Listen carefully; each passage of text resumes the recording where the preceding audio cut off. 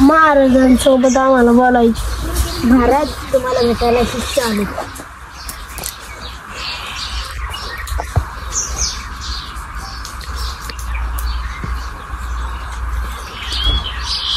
बसा।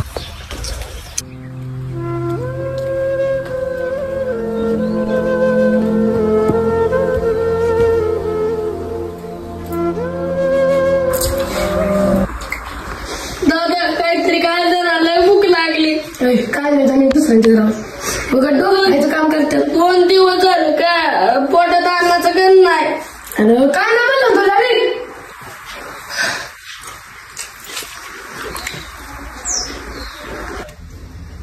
देवा कुठतरी अन्न भेटू दे यार।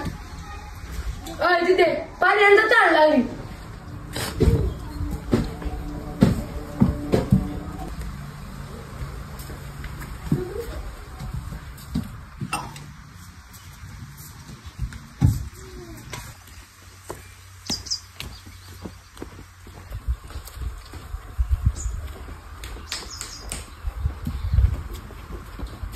दादा काहीतरी खायला लय भूक लागली। अरे आम्ही त्याच्या 2 जण खाते, तुला काय देऊ आता? 2 दिवस झालं पोटात अन्नाचं कण नाही। अरे यार याला काय खायला आपल्या कशी एवढं खायला आहे? बरी बस इथं बसा इथं खा। आज पाणी पिऊनच दिवस घालावा लागणार आहे वाटतंय।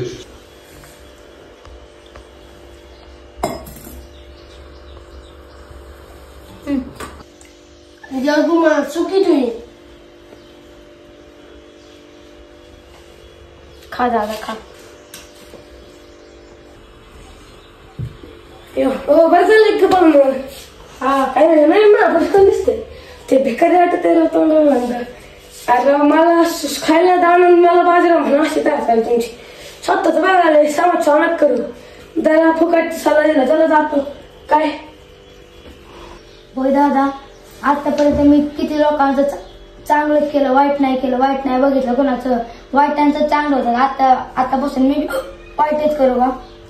असं नका म्हणून दादा, मी तुम्हाला एका महापुरुषाकडे नेतो तर तुम्हाला आयुष्यात चांगलेच सल्ले देतो। बर चला मी त्या महापुरुषांकडे नेतो तुम्हाला। चला।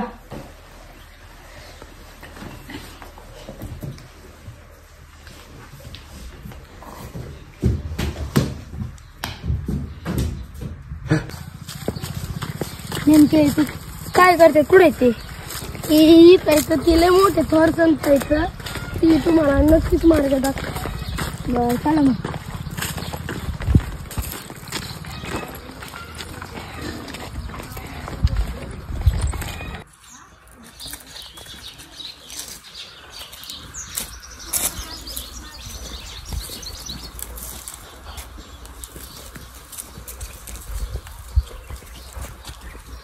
महाराजांसोबत आम्हाला बोलायची। महाराज तुम्हाला भेटायला शिष्य आले।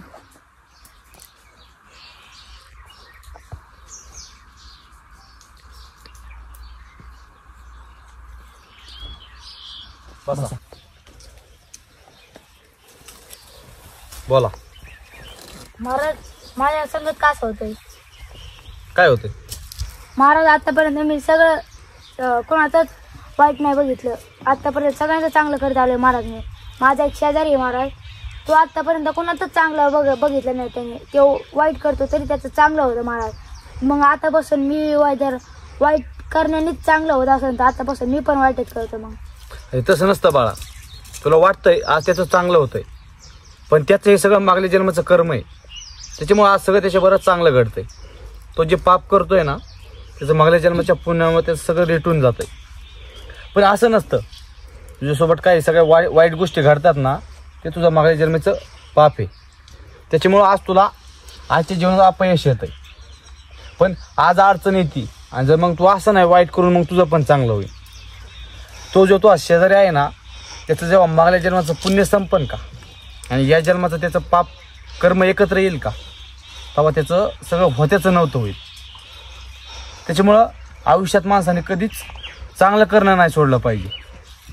माणसाने आयुष्यात माणसाची नीतिमत्ता ही सापच ठेवली पाहिजे। त्याच्यामुळं त्याच्यासोबत काय होतंय ह्याच्याकडे तुम्ही लक्ष देऊ नका. तुम्ही जे चांगलं करतंय तू ते आयुष्यभर करीत राहा, एवढं तुला सांग. नाही अजून बाकी काय आहेत का अडचणी तुला? नाही. आयुष्यात कर्म तर चांगले कराच, पण कर्मासोबत देवाचं नाव पण घ्या. म्हणजे कोणच्याचं पण घ्या. तुम्हाला ज्या देवाचं नाव घ्यायला आवडेल ना त्या देवाचं नाव घ्या. कारण नामस्मरणात इतकी ताकद आहे ना, तुमचं ते जे तुमच्या नशिबात नसन का ते पण तुमच्या देव नशिबात आणेल. एवढी देवाच्या नामस्मरणात ताकद आहे. त्याच्यामुळे एवढं शब्द माझा लक्षात ठेवा आणि नंतर 6 महिन्यांनी मला भेटा. मग सांगा मला तुमच्या आयुष्यात तुझ्या काय बदल झालाय. भेटू परत.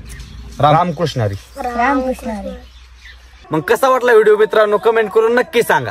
लाईक अँड सबस्क्राईब करा. मित्रांनो हा व्हिडिओ मागे आमचा कुणाची भावना दुखवायच्या मनात नाहीये. त्याच्यामुळे जर कुणाची भावना दुखावली असेल तर दिलगिरी व्यक्त करतो. धन्यवाद.